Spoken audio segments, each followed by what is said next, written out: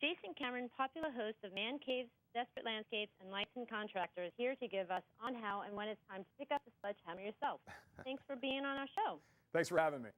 So why would we even do our own demolition? Well, people do their own demo to save money. That's the primary reason, because you can actually save a lot of money doing demo, and it's therapeutic at the same time. So, if you've never swung a sledgehammer, it's quite an experience. So I think it's a combination of those two things, saving money and having fun, working out some aggression.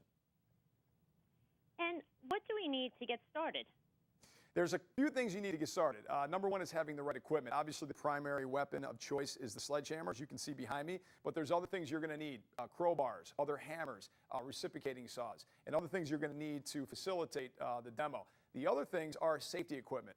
Very, very important. We take safety very, very seriously. So starting from the bottom with your boots, not flip-flops, not sneakers, but boots, preferably steel toes, then the proper attire, heavy clothing, some gloves, safety glasses, and a hard hat, very important. These are all things you need before you actually get started. And what obstacles do we run into?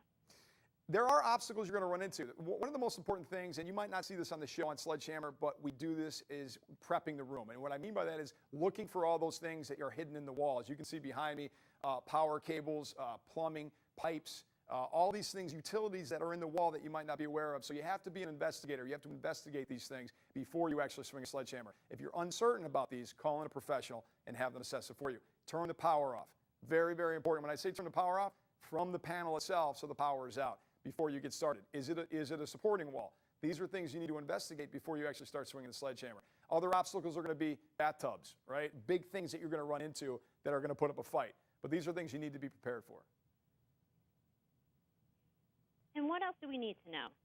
The other things you need to know is really about what you're going to do with the debris, because trust me, it doesn't take long to build up a lot of debris. You need to get rid of that. So we have a rule. We work 5 minutes and then we clear, because you don't want to walk on debris. So you clear it out. Where do you take it? Take it to a roll-off dumpster, or have a company come in and pick it up, or have a safe place to put all the debris. These are all things you need to take into consideration before you actually start swinging a sledgehammer and knocking stuff down.